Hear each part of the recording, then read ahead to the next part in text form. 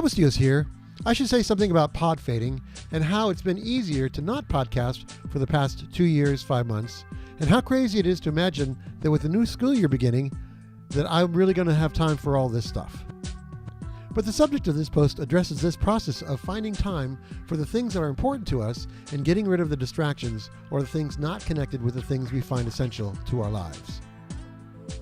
Also, whatever it was that I was thinking that I could do something more magazine-like or do things like seasons, feel free to ignore all that.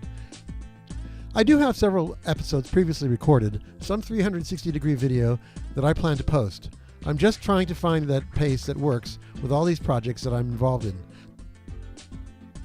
That said, this post is based on a presentation that I gave at Sunday Assembly Las Vegas on August 5th.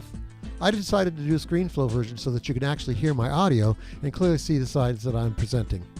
It's a bit longer than my other podcasts at over 15 minutes. The topic was the power of no, fighting the dilemma of infinite choices in a finite life without becoming an a-hole, or how to deal with disappointment in one's life's decisions. Hi, I'm Joe Bustillos, and here's my story so far. I've never had to spell out the lessons of my many experiences and make it into something that might be meaningful to others. Well, at least not in a very long time. I appreciate the challenge. I think the word I'm looking for is opportunity. I grew up in a time and place when we really believed that you could be anything that you wanted to be. As if to prove a point, when I was 11 years old, Neil Armstrong and Buzz Aldrin walked on the moon. Then, in the 1990s, one of my elementary through high school classmates, Michael Lopez Alegria, became an astronaut and currently holds the second-place record for most EVA hours and third longest total space flight days of any American at 215 days. Yeah, I grew up at a time when we were almost expected to become whatever we dreamed to become. The problem is, given this limitless possibilities, how do you make those life-changing choices as they race by you?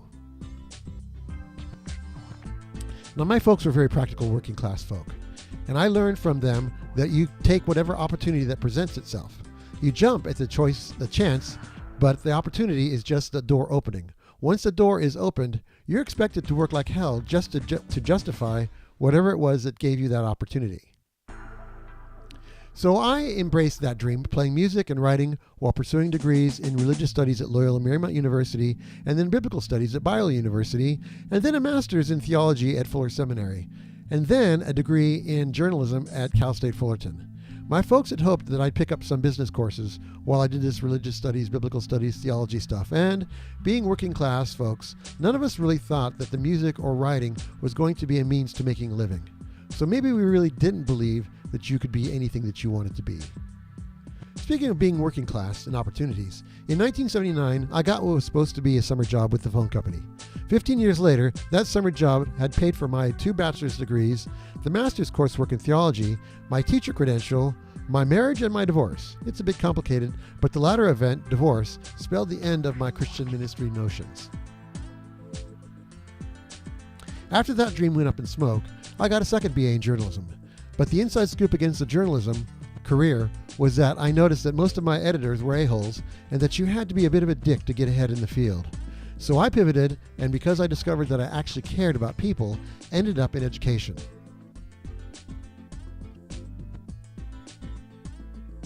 So in the 1990s, while my hometown classmate was flying in space with NASA, I was beginning my journey as a learning engineer, trying to reach my classroom full of human potential, often in opposition.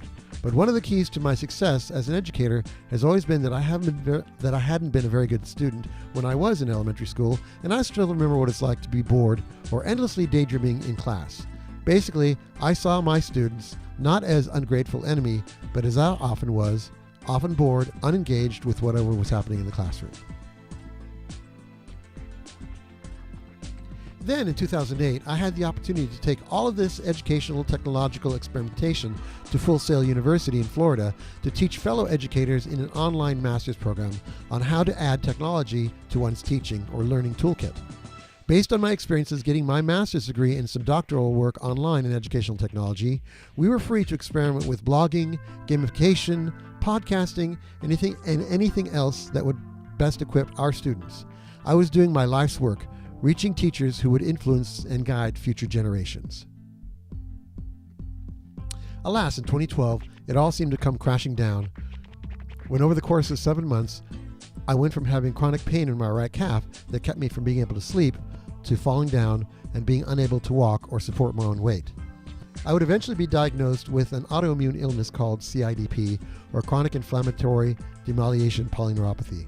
Basically, my white blood cells were eating the lining of my nerves connected to my thighs, and that resulted in my thigh muscles atrophying to the point where I could no longer stand without assistance. From September 12th to May 14th, I received IVIG treatments. I would get an infusion of harvested healthy white blood cells to counteract the actions of my own treacherous immune system. The nurses would come to my home, and I had an IV needle pierced somewhere in either my arms or my hands. I had to learn to keep my blood pressure in check over the course of the 5 to 8 hour procedure. I got this treatment 88 times, and the needles they used were much larger than the ones they used to draw blood. I'm obviously feeling better, but I will never be free of my CIDP, having diminished nerve health in my feet, and I have to keep an eye on the possible reoccurrence of the full-blown illness. I have no idea what caused it, and it's most likely a family genetic thing, in that both my mom and late older sister suffered a similar illness beginning in their mid-50s. Talk about a wake-up call. Just as I seem to have endless possibilities in my early adulthood, I seem to be facing endless challenges during this period of my life, when the bad economy finally caught up with Full Sail, and in 2014 I was laid off from my dream job. I was unable to find another teaching job over the next 6 months, and when I found one, it paid less than 1/2 of my prior salary, and I had to sell my townhouse and move in with friends. I'm still dealing with the soul-crushing realities of the difficult experience of near homelessness. Fortunately, in 2016, I got a recruitment email from Clark County School District, put my name on a list, did a phone interview with a principal looking for someone with my background in robotics and virtual tech to create a STEAM lab at a disadvantaged elementary school. And even though I did not know anyone living in Las Vegas, here we are. So how do we go from my specific experiences of the past 60 years to something that might help you in your specific journey? Let me share with you 8 observations.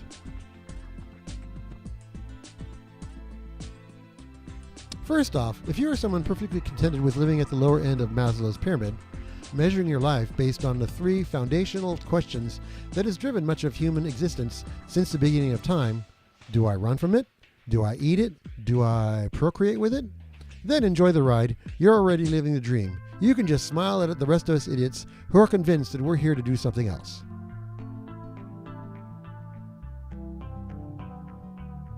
I had a perfectly good telco job that I would have been 1 year from retiring from with 39 years had I hung in there. But somewhere along the line, I decided that with all my college education, I was supposed to do something else.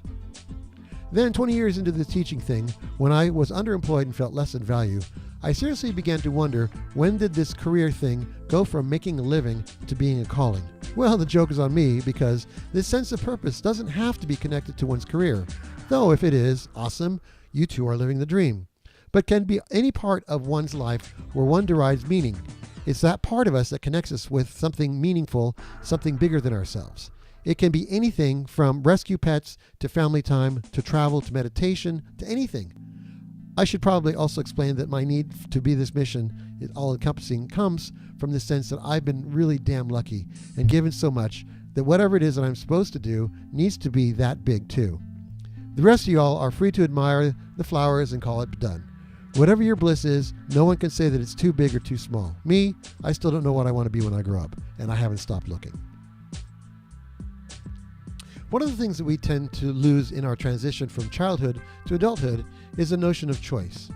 It was a running joke of my generation that children, especially kindergartners, could tell you all the things that they wanted to be when they grew up, and the list would change continually.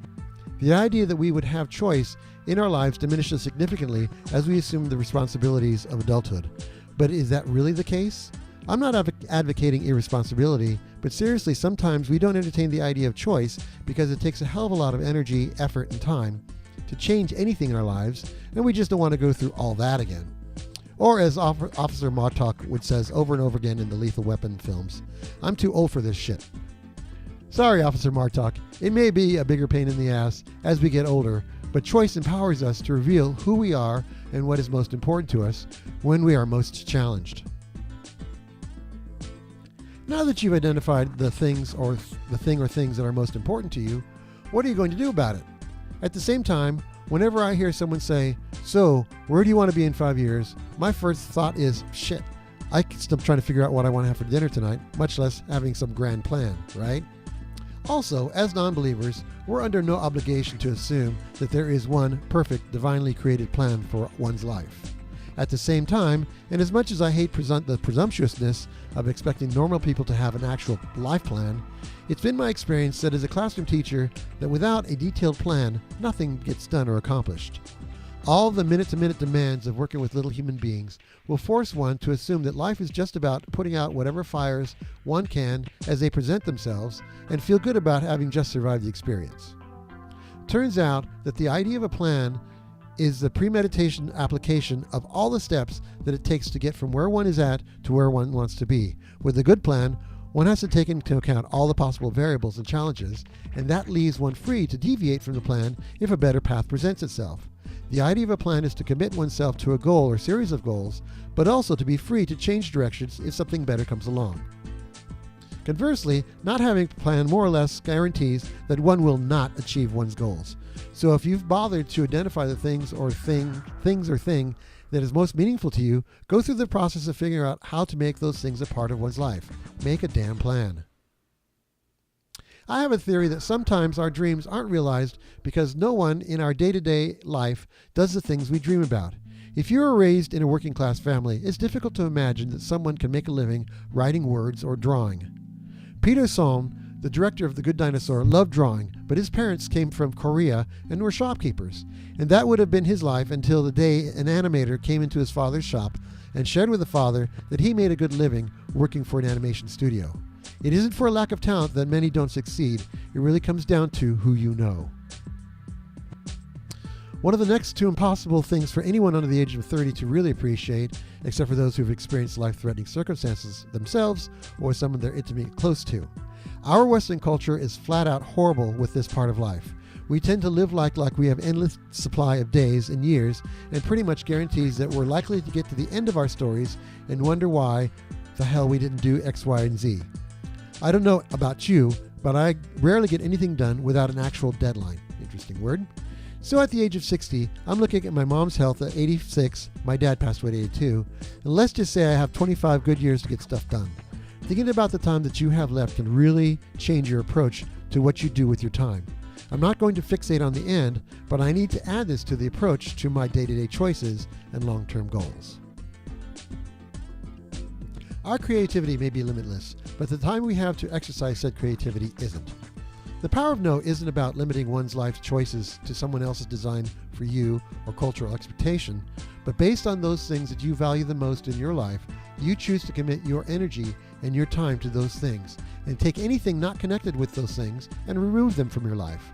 Rather than trying to do everything, often at someone else's behest, we will find far more satisfaction in doing the few things that matter most to us. The power of no frees us to focus on what's important. When I was working 24/7, 365 days a year at Full Sail University, I rarely took any time off and it nearly ended me. Turns out that I hadn't done many of the things that I wanted to do. I didn't give myself permission to figure out what was important and prioritize that in my life. And I had to get sick to see the wisdom of being more intentional and not worry about what everyone else was doing. Because life isn't the kind of thing with an actual designated endpoint, just like the idea of a plan, it turns out that it isn't about some end destination, but the process that gets us to that destination. However we define those goals, in step one, the actual payoff isn't in the accomplishment, but in the kind of persons that we become as we approach those goals. As you go through the rest of your day, figure out what really matters to you. How can you make accomplishing those goals a part of your day-to-day life? Think about the ways that you can be connected with the others who are on a path similar to yours. Don't worry if you soon find that you have to adjust the destination or the path. That's part of the process. Finally, smile. You're now living the life. My experiences are my own, but one book that explores this notion of living life intentionally is Essentialism, The Disciplined Pursuit of Less by Greg McKeown. And if you want to continue to participate in my own outer monologue, you can subscribe to my blog at http://joebustillos.com. Scroll to the bottom of the page and click the follow button where it says follow blog via email and enter your email address. And smile, you're now living the life. That's all, folks.